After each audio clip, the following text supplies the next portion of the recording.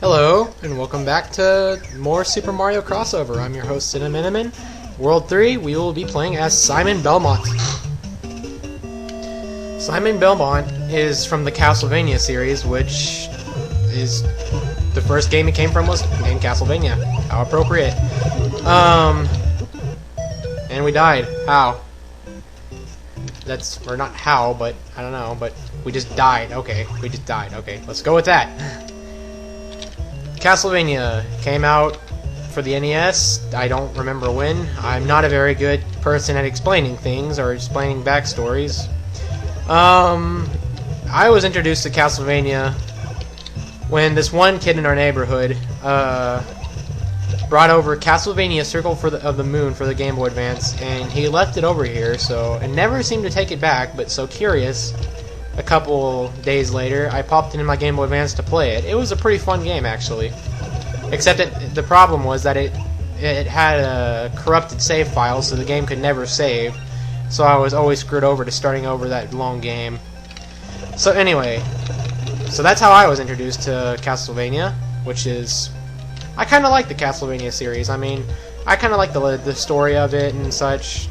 Every 100 or so years, Dracula comes to wreak havoc, and the Belmont family must stop him. Simple little story. I like it.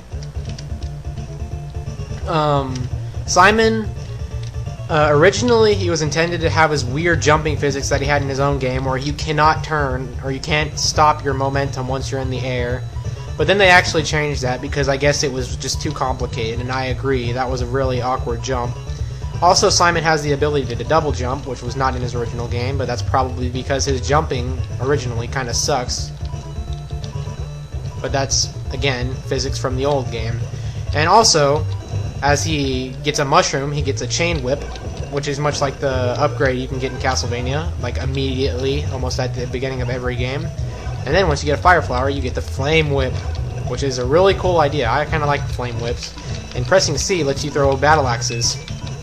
And because of these axes, Simon is a very fun person to use in ground levels because of his destructive capabilities with these axes. This is the location where you can get infinite 1-ups with Mario, I believe, and I don't know if with anyone else. Time's running out, we better... Oh, we finished it. Stage clear.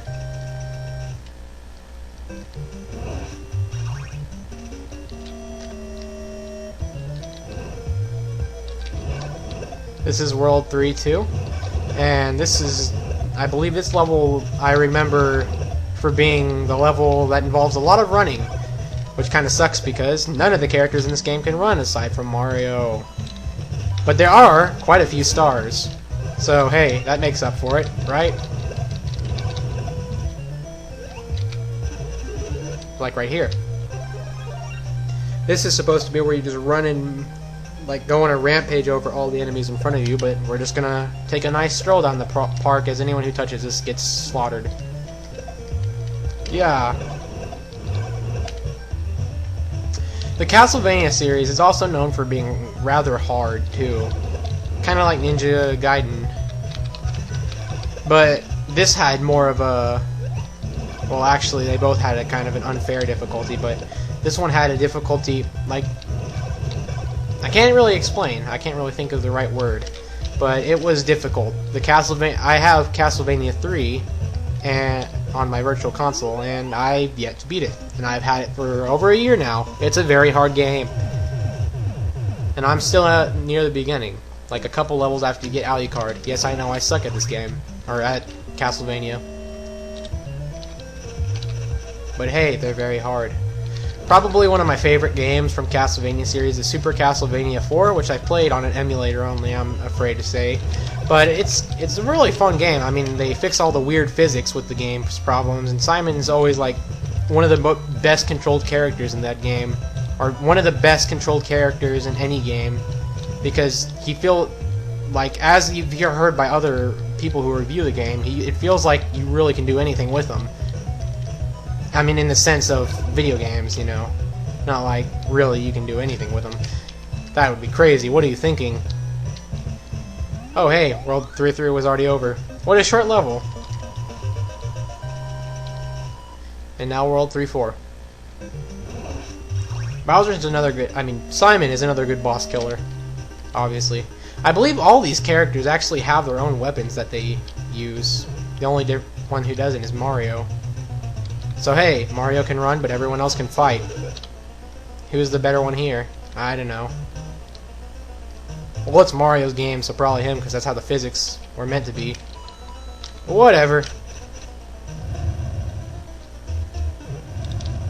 Better watch out for Bowser's fire. Though I'm pretty sure you should have noticed that they come out at you the past other levels. We can just destroy that right there. And whip him to death. Until he starts breathing fire too low.